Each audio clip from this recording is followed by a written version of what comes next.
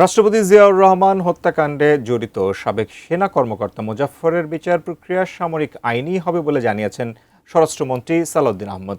দুপুরে বিজিবি সদর দপ্তর পরিদর্শন শেষে তিনি আরও বলেন, মিয়ানমার সীমান্তে সরকার ১০৯ কিলোমিটার কাঁটাতারের বেড়া নির্মাণের প্রস্তাব বিবেচনা করছে। মোহাম্মদ সোহাগ বিশেষের রিপোর্ট। স্বরাষ্ট্রমন্ত্রীর দায়িত্ব নেয়ার পর সোমবার প্রথমবারের মতো সীমান্তরক্ষী বাহিনী বিজিবির সদর দপ্তর পরিদর্শন করেন সালাউদ্দিন আহমেদ। এ সময় তিনি বিজিবির সদস্যদের সাথে মতবিনিময় সভা করেন, পিলখানায় গাছের চারাও রোপণ করেন। বিজিবির সদস্যদের সাথে মতবিনিময় শেষে সাংবাদিকদের প্রশ্নের জবাবে স্বরাষ্ট্রমন্ত্রী জানান, সীমান্তে নজরদারি ও দক্ষতা বাড়াতে শীঘ্রই এই বাহিনীতে যুক্ত হতে যাচ্ছে শক্তিশালী ডগ স্কোয়াড। সীমান্ত নিরাপত্তা ও বর্তমান ভূ রাজনৈতিক প্রেক্ষাপটে বাংলাদেশ মিয়ানমার সীমান্তে শীঘ্রই কাঁটাতারের বেড়া দেওয়ার সিদ্ধান্তের কথাও জানান তিনি। এছাড়া ল্যান্ডমাইন নিষ্ক্রিয় করার জন্য আধুনিক সরঞ্জাম কেনার প্রক্রিয়াও চলছে বলেও জানান স্বরাষ্ট্রমন্ত্রী। কাঁটাতারের বেড়ার বিষয়ে আপনি যেটা বলছেন যে মায়ানমার সীমান্তটা আমাদের জন্য এখন খুবই ভালনারেবল হয়েছে বিভিন্ন কারণ, সেটার সাথে অন্য দেশের যে কাঁটাতারের নির্মাণের বিষয়টা একটু ডিফারেন্ট। ভারত থেকে পুষিন চেষ্টা নিয়ে স্বরাষ্ট্রমন্ত্রী স্পষ্ট জানিয়ে দেন, একজন অবৈধ অনুপ্রবেশকারীকেও দেশে ঢুকতে দেয়নি সরকার।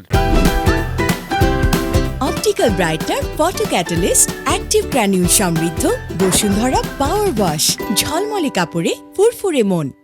কিছু কিছু অবৈধ অনুপ্রবেশ করেছিল, তার সংখ্যা বেশি নয়, সেটা আমরা অবৈধ অনুপ্রবেশকারীদের বিষয়ে আমরা ব্যবস্থা গ্রহণ করেছি, কিন্তু পোর্সিং করতে দেয়নি আমরা কাউকে অবৈধভাবে। তবে West Bengal government newly elected হওয়ার পরে ওখানে রাজ্য মানে প্রদেশের যে নির্বাচিত সরকার, তাদের কিছু কিছু পলিটিক্যাল এজেন্ডার কারণে তারা এটা হয়তো প্রদর্শন করতে চেয়েছে, সেই বিষয়ে আমাদের বক্তব্য নাই। আমরা কথা বলবো কেন্দ্রীয় সরকারের সাথে। সাবেক রাষ্ট্রপতি শহীদ জিয়াউর রহমানের হত্যায় সামরিক আদালতে মৃত্যুদণ্ড পাওয়া সাবেক সেনা কর্মকর্তার বিচার কোন প্রক্রিয়ায় হবে সেটিও স্পষ্ট করেন তিনি।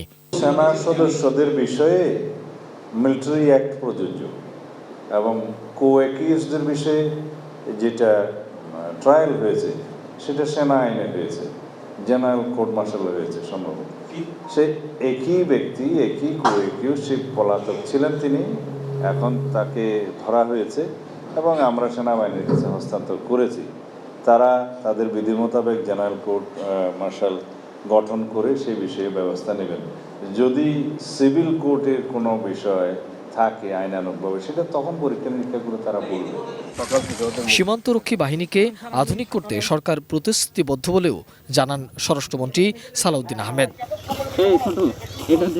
মোহাম্মদ সোহাগ বিশ্বাস, এটিএন নিউজ, ঢাকা।